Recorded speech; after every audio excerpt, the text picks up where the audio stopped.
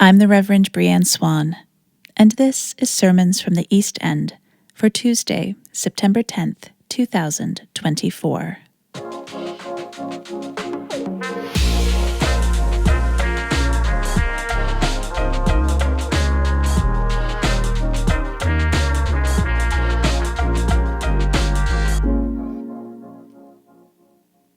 Hello and welcome to our latest episode of Sermons from the East End after a far too long hiatus. This week we kick off the season of creation with the first of two biblical creation stories.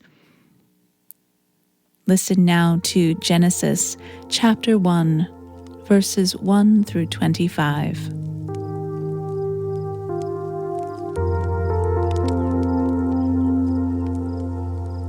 When God began to create the heavens and the earth was complete chaos, and darkness covered the face of the deep, while a wind from God swept over the face of the waters.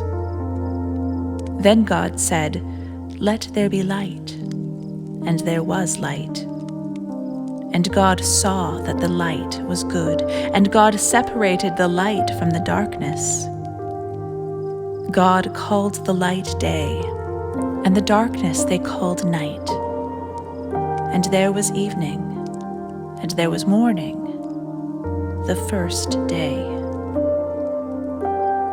And God said, "Let there be a dome in the midst of the waters, and let it separate the waters from the waters." So God made the dome and separated the waters that were under the dome from the waters that were above the dome. And it was so. God called the dome sky, and there was evening, and there was morning, the second day. And God said, "Let the waters under the sky be gathered together into one place, and let the dry land appear." And it was so. God called the dry land earth, and the waters that were gathered together they called seas. And God saw that it was good. Then God said, "Let the earth put forth vegetation, plants yielding seed, and fruit trees of every kind on earth that bear fruit with the seed in it."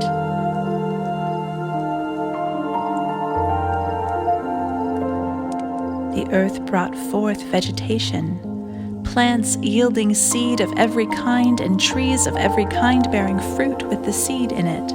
And God saw that it was good. And there was evening, and there was morning, the third day. And God said, "Let there be lights in the dome of the sky to separate the day from the night. And let them be for signs and for seasons and for days and for years. And let them be lights in the dome of the sky to give light upon the earth." And it was so. God made the two great lights, the greater light to rule the day, and the lesser light to rule the night, and the stars. God set them in the dome of the sky to give light upon the earth, to rule over the day and over the night, and to separate the light from the darkness. And God saw that it was good. And there was evening, and there was morning, the fourth day.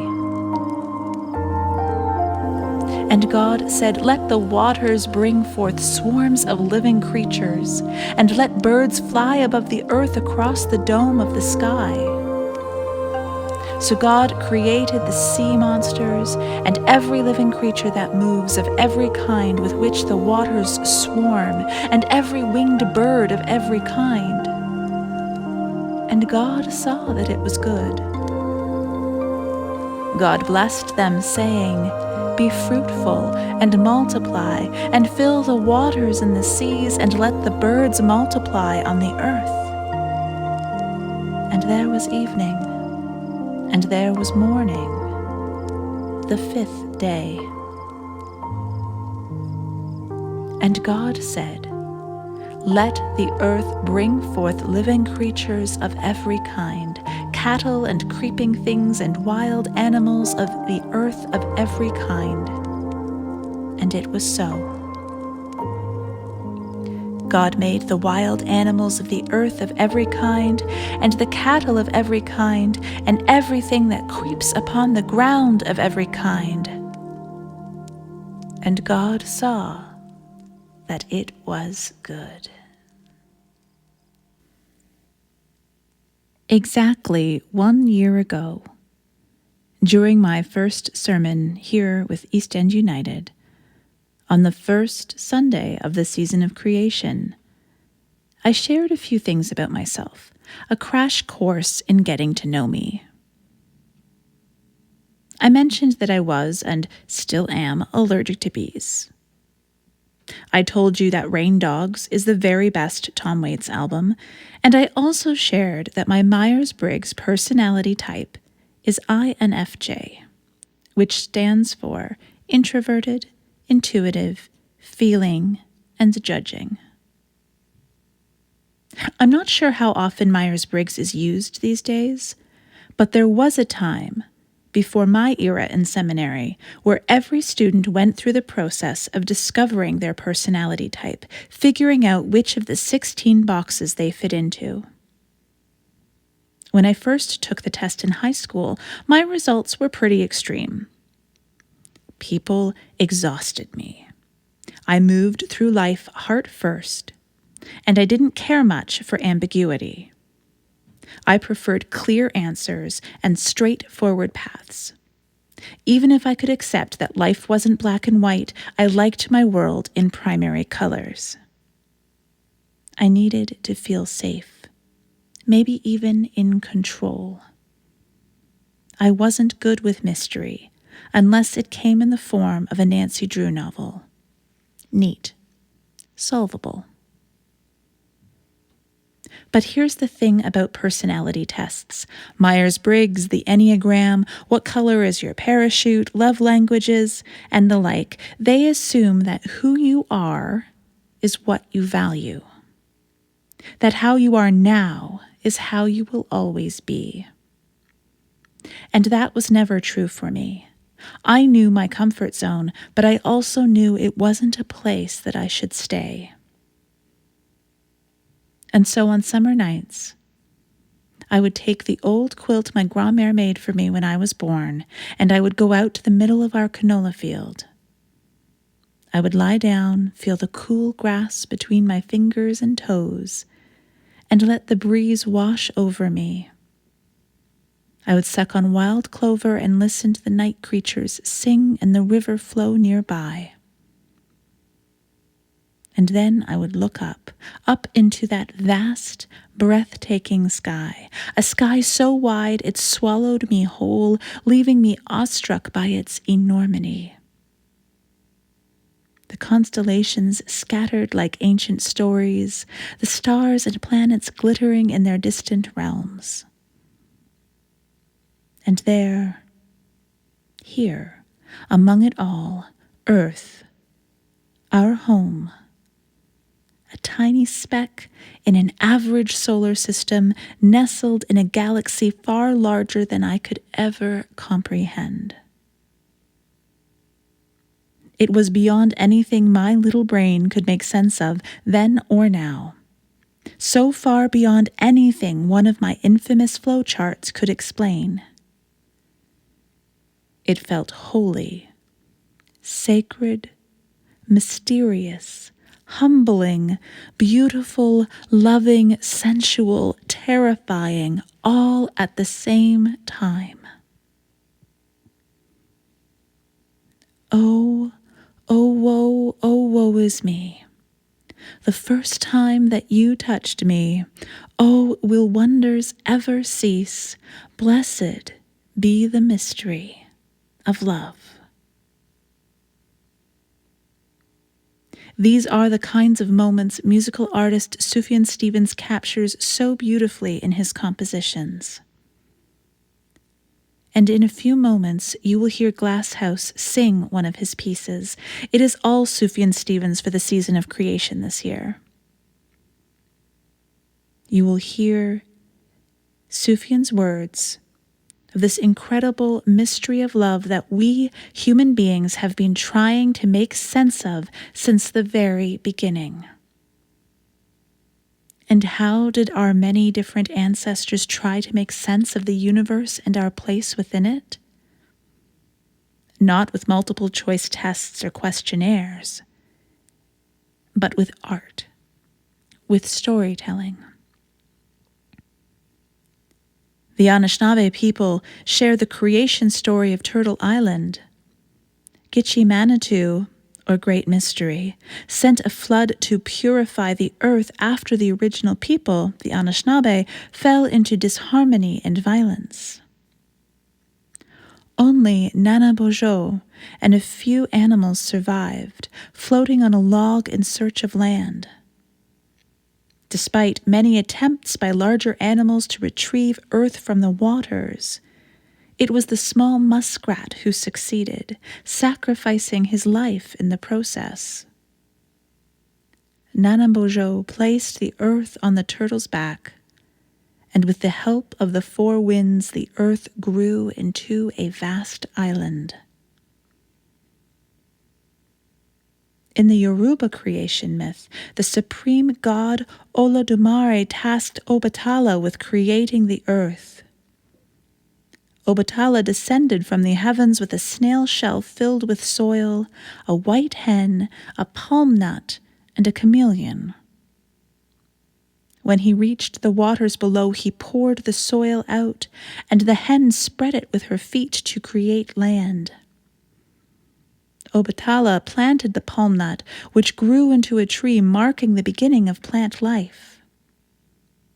At some point, Obatala became tired and drank palm wine, falling asleep. And while he slept, his brother, Oduduwa, took over, establishing the city of Ifa, the sacred center of the Yoruba people. When Obatala returned, he created human beings from clay, and Olodumare breathed life into them.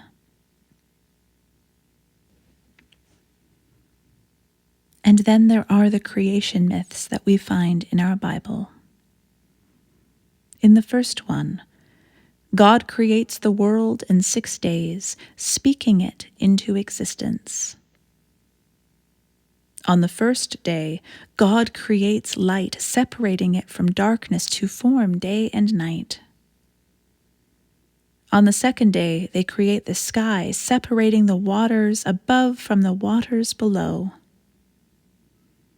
On the third day, God gathers the waters to reveal dry land and commands the earth to produce vegetation.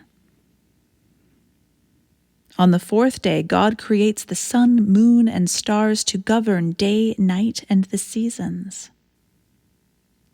On the fifth day, they fill the seas with creatures and the skies with birds. On the sixth day, God creates land animals. And if we were to keep going, God creates finally humanity, diverse humanity, in God's own image, calling humans to be good stewards of the earth and all of its creatures.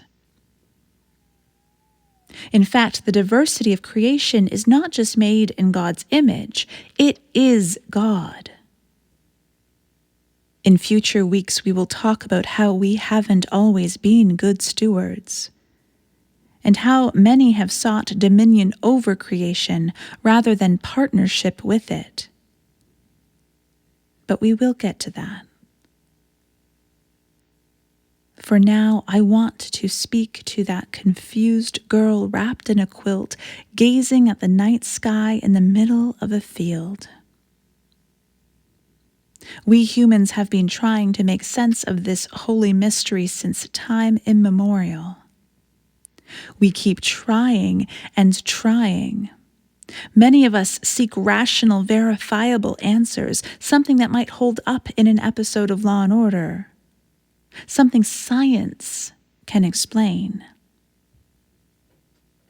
But no data or spreadsheet will ever be able to describe the overwhelming, sensual feeling of awe of simultaneously understanding and yet not understanding at all the interconnectedness of God, the universe, and everything,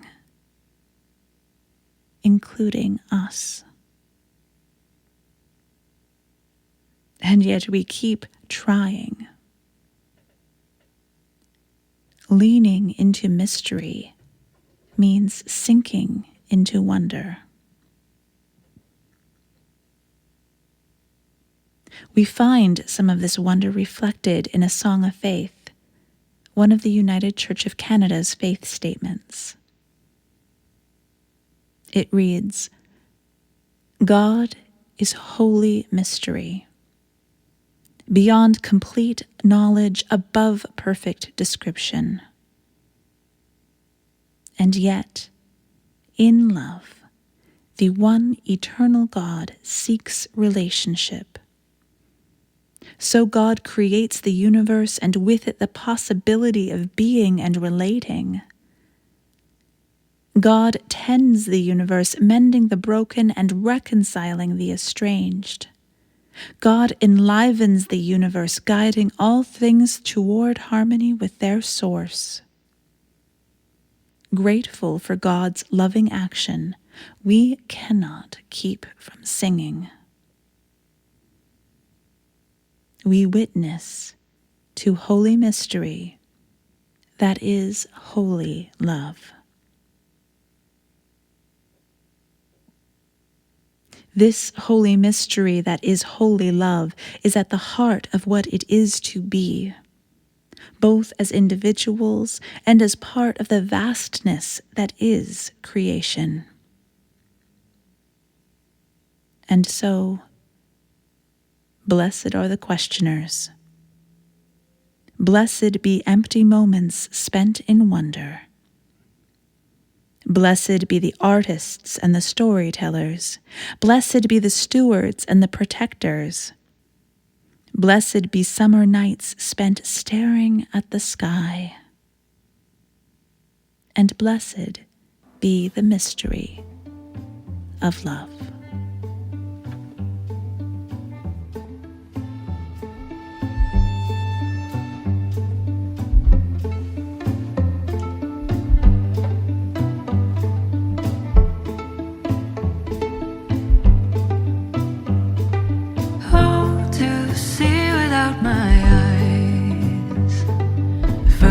Time that you kissed me, boundless by the time I cried.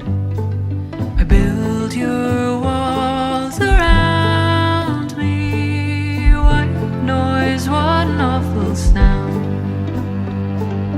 Fumbling by Rogue River, feel my feet above the ground. Of God, deliver me. Oh, is me. The first time that you touched me, all the wonders ever cease. Blessed be the mystery of love.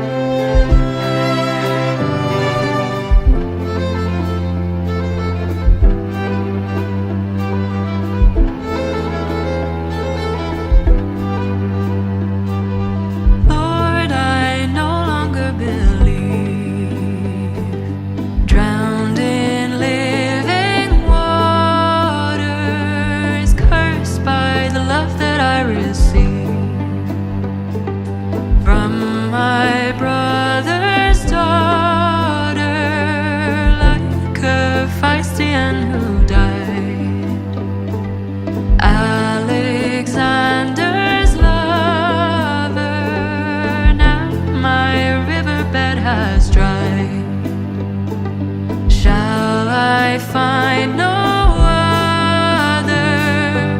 Oh, is me.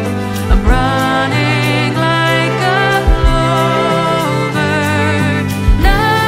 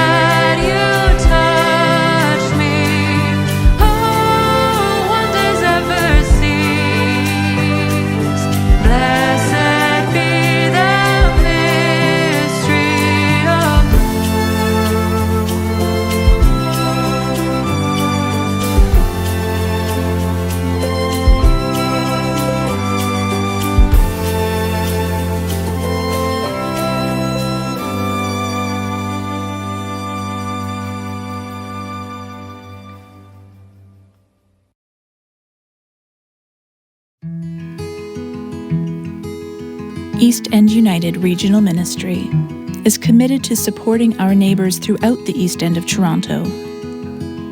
We run a weekly food bank market out of our Glen Roads campus on Gerrard Street, as well as out of the cold from our Eastminster campus on Danforth Avenue. We actively support refugees and asylum seekers, and are public, intentional, and explicit of our affirmation and advocacy for two-spirited and LGBTQIA+ peoples. We gather for worship on-site and online Sunday mornings at our Eastminster campus, and Thursday evenings at our Glen Roads campus. We are a community working to figure out how to embody the words of Cornel West, who said, "Justice is what love looks like in public." We don't always get it right, but we are committed to working for progress even as we acknowledge that we are a work in progress. If any of this sounds interesting, we would love to meet you. Feel free to send me, Reverend Bri-anne, an email, bswan, BSWAN, at eastendunited.ca. I would love to connect over coffee, either in person or online.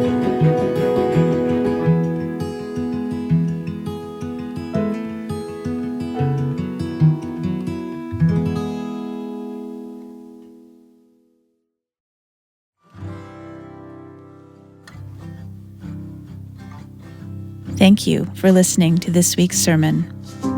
We will be back next week discussing humanity and our place within God's creation.